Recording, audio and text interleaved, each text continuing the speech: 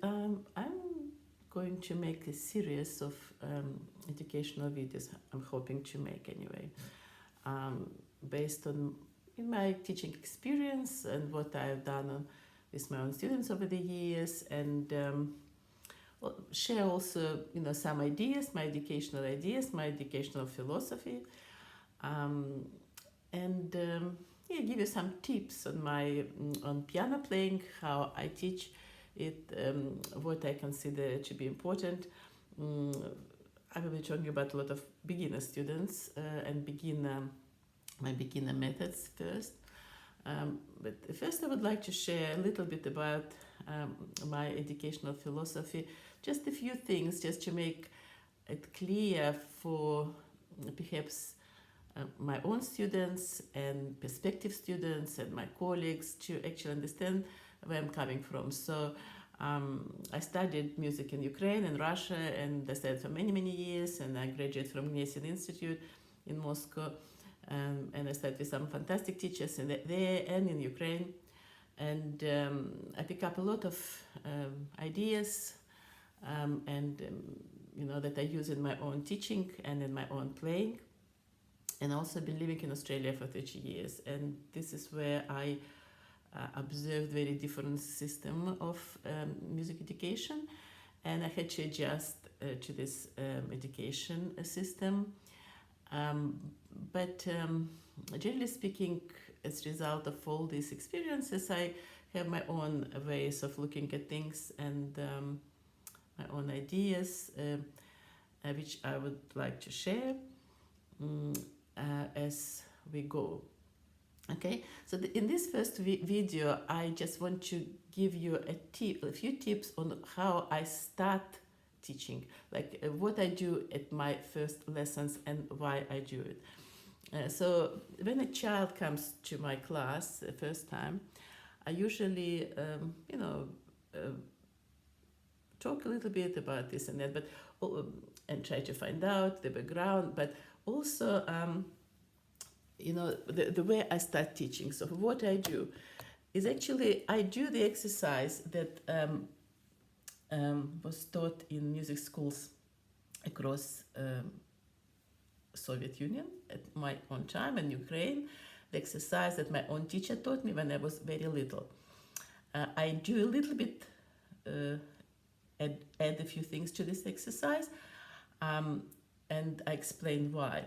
So the first thing I usually teach is this movement when child lifts the hand, the arm, and lands on the key, or you can even start with the board, with the piano cover.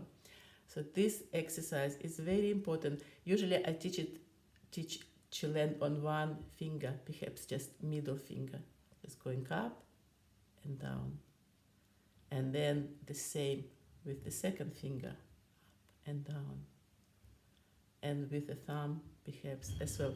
And after we do this, I try to do the same thing on the piano. So I ask child to choose, for example, one key between the two black keys, for example, D. We don't call the names at that point, and we'll do the same thing. We'll just play one note. Now, a couple of things that I add to this of my own. First of all, that's not a new idea, of course, but I ask child to listen to the length of the sound. So, for example, we play this note, and I ask the child to hear how the sound fades away. So this first moment is very important because we really teach that attitude towards the sound, that kind of reverence, that attitude of listening, attention on this one note, and focusing, but in a very gentle way, which is very important. So another thing I suggest sometimes to my students, to my first lessons, is actually do some breathing as well. So I just simply ask the child to breathe in and out a few times. and then breathe in and play this note, and breathing out. Why I do this? It's to promote a sense of relaxation during the class. So the child is relaxed and very, very comfortable.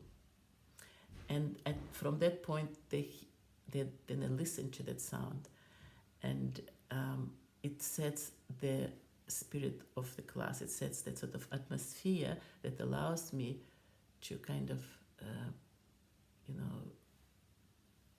start teaching. Child has to be comfortable. That's a very, very important point. And just to add a few things, you can then, of course,